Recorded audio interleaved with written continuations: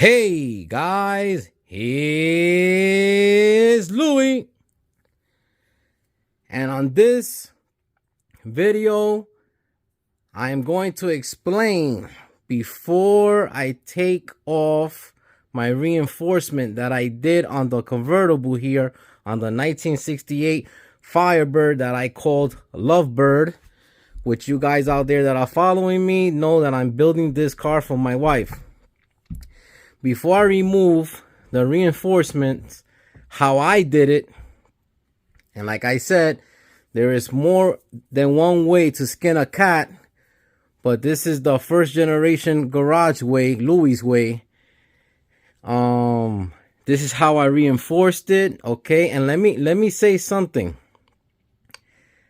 From the beginning to this point, right now, the car haven't moved. I mean, I measure everything, okay? And the car is still how I put it from when I started fixing the car. Of course, the very beginning, I explained on the video, the car was not measuring with the measurements that Jonathan gave me at Vinyl Village Garage.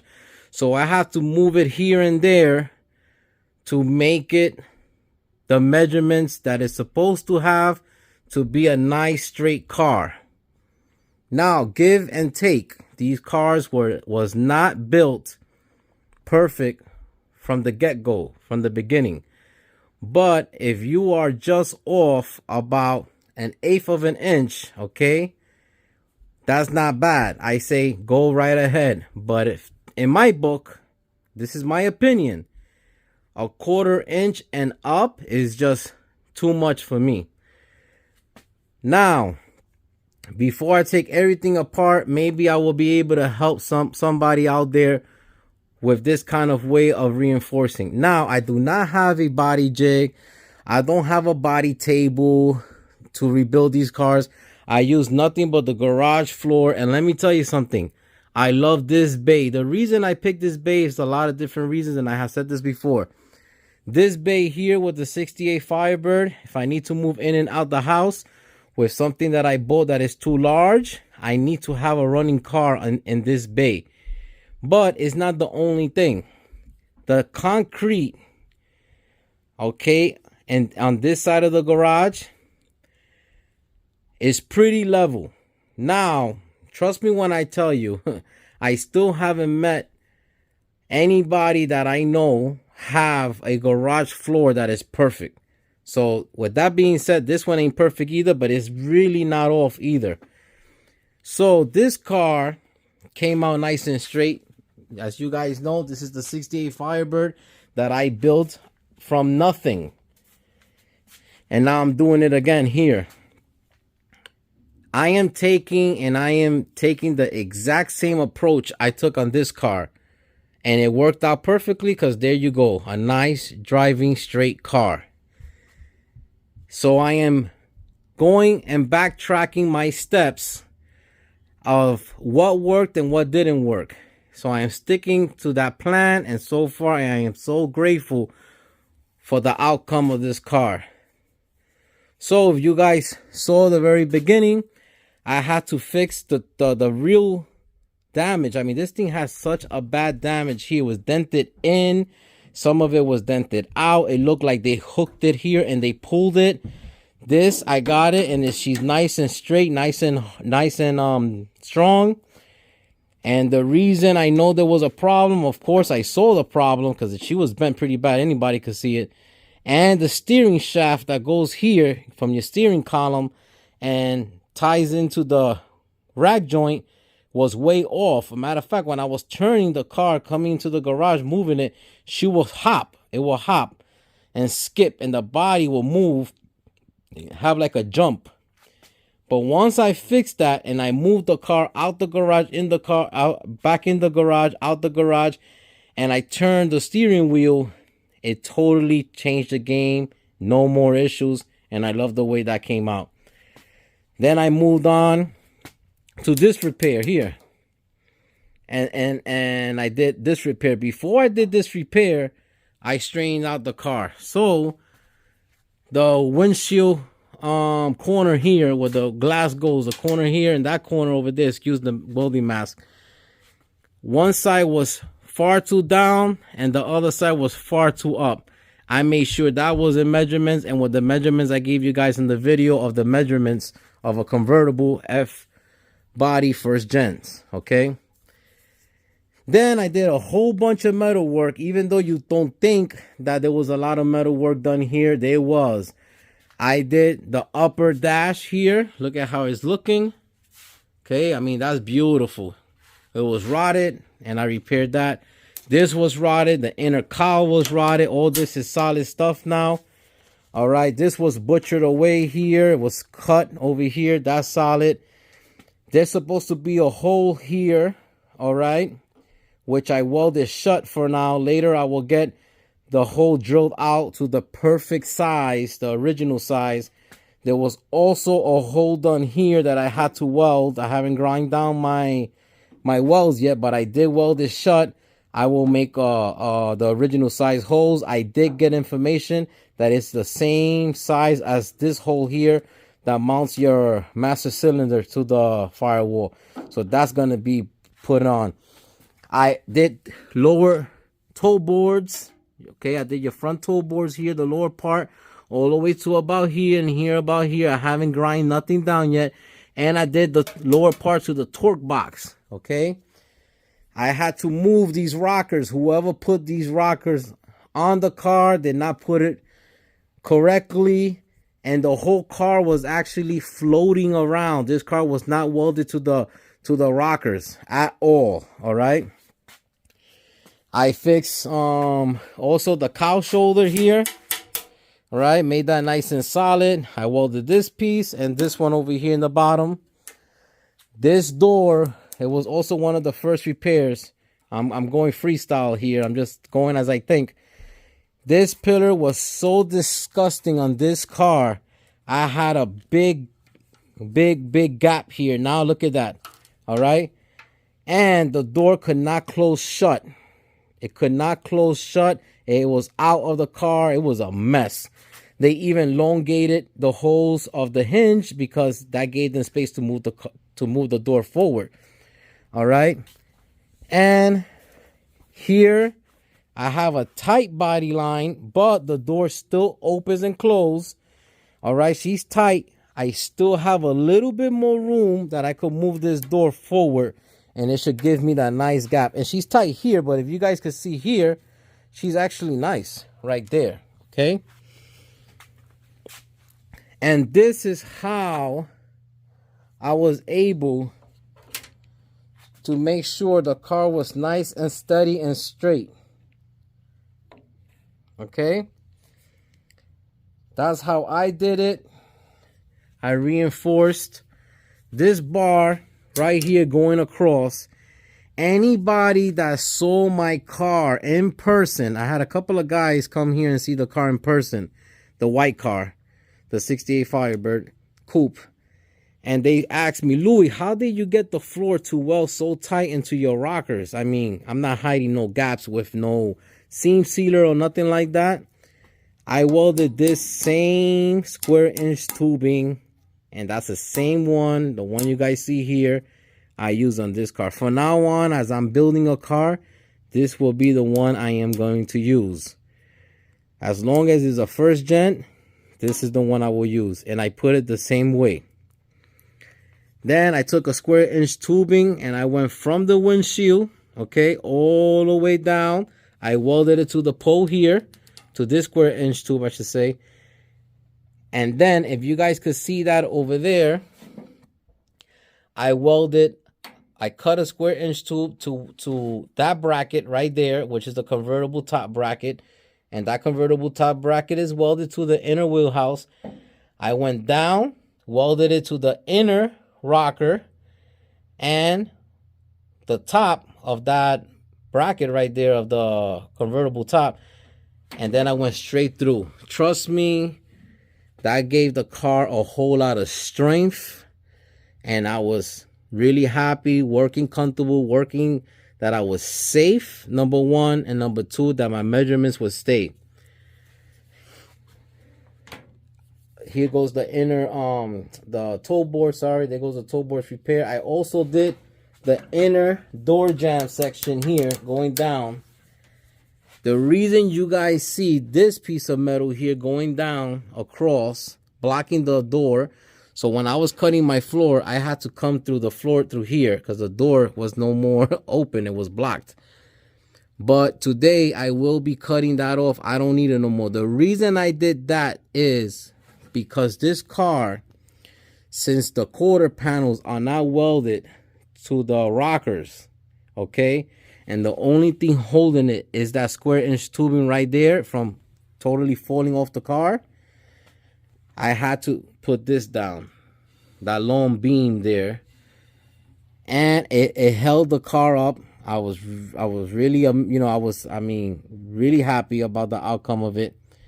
And she dipped down a little. I'm not gonna tell you she didn't move down a lot, but this is the important part of you guys measuring the car before you cut anything. All right, there goes my bubble level, and I mean she's dead on.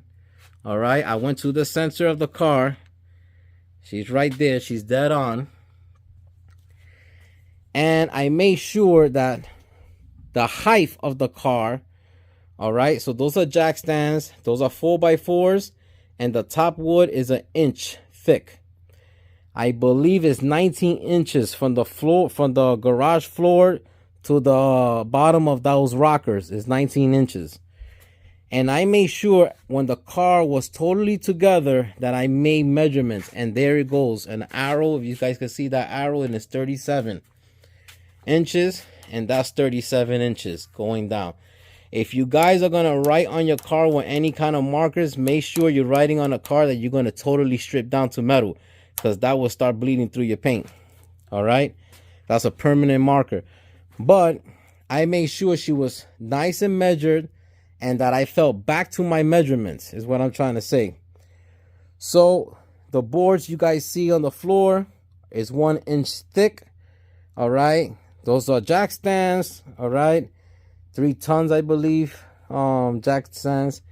And when I cut the floor out and everything, she did dip down on me a little bit, and I just used the jack stands. All right, there's no flexing on the quarter panel.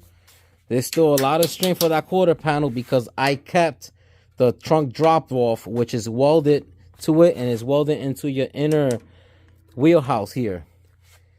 And I got true 37 inches. I just finished measuring. There goes the tape. All right, I'm sorry I can't physically show you because I don't have my tripod out. I'm trying to make this video fast, and there's only me in here. And I took this piece of wood, all right, and I put this on, and there you go. Bam. Really happy with it. Extreme. There goes another bubble right dead center. So I got that, and I know it's hard to see in camera, but trust me, she is straight. Then I went over here to make sure that the quarter panel is nice and level. Okay, look at that. And same thing I have over there on that side. I am really happy. Any bubble level I put on this car, I had a long one here. Okay, I mean she's nice and straight. And the reason I use the piece of wood on top is just to give the bubble level a more straight surface, because these things here, they ain't the straightest, you know what I mean? They have a little contour, a little shape here and there, but believe me, she's nice and straight. And this is really, really extremely important to take these steps to see that your car haven't moved one bit. All right, and I know that once I cut this reinforcement here, this should not be dipping down on me like it did when I first bought the car. So my plans, let's move on to the next plans of the Lovebird. My next plan is attack will be to clean up where they did the welding in the inner rockers. I gotta clean all that up. All right, I have to fix this rot right here. So there's the inner quarter panel structure here. I'm going to fix that. I have to fix the inner and outer wheel well. Those are the steps I'm going to be taking. I want to fix this so I could put the brace back on. There's a brace here from factory that convertibles use. I would love to put it back on, and I would like to get that quarter panel welded to the inner rockers. This side and this side, the driver's side. That's the passenger side over there. Then I will be fixing the inner and outer wheelhouses. Okay. Now, I have an issue which I knew from the beginning of this car. You see this opening here is where your convertible top gets bolted to and the cylinders come down. This side is correct. Now, the passenger side was in an accident. I said that from the beginning. And I need to weld things here that the other guy never welded together. And look what they did here. That's why I'm telling you guys, a lot of people like to say, well, just buy a better car. You don't know what you're going to get until you strip these cars down. When you strip them down is when the truth reveals itself. Look what they did here. Okay, he added some kind of piece of metal here, all right, and never welded it together or anything. He just threw it on. Okay, you could tell he cut it from somewhere. He never welded it. And this gap from here to here is way bigger than that side that it was never tampered with. So my thoughts are, once I take out the inner wheelhouse, all right, and this bracket is basically floating here, it will lose the strength down here, and I'm able to close it together, push this to the original spot, take this off, push this to the original spot, and weld it where she belongs. Once I finish fixing this and this cut that they did here, let me see if I could get it with a pointer. Okay, there's a cut right around here that they did. They never finished welding it up. The issues are over with the car. Then I will move. Of course, the quarter panels have to come off the car if I could fix that inner and outer wheelhouse good. They gotta get, I mean, this is ridiculous. They did an overlap, and that's why I hate overlaps. They just look so disgusting. You see that overlap? This is the original metal right here. Everybody first was like, oh, that's a 67, not a 68. No, it's a 68. There goes the arrowhead right there. But they overlapped a 67 quarter panel over the 68, and that's a nasty job, really nasty. So what I'm going to do is I'm going to cut it as far up as I can and get the skin that I have and butt weld it together from there on. I have the complete floor to this car. All right, I have pretty much every part when it comes to sheet metal for the shell. I'm still missing the radiator support, and I think the couple of other stuff, but this is towards the front. But as for this, I have everything here. And next video after this one, I just wanted to make a video real quick of how I reinforced the car. What's going on here. Yes, I am still working on the 68 Firebird Lovebird. And also on this car, I'm just waiting for the interior. It's biting me because it's a red interior. Everybody's out of stock with them.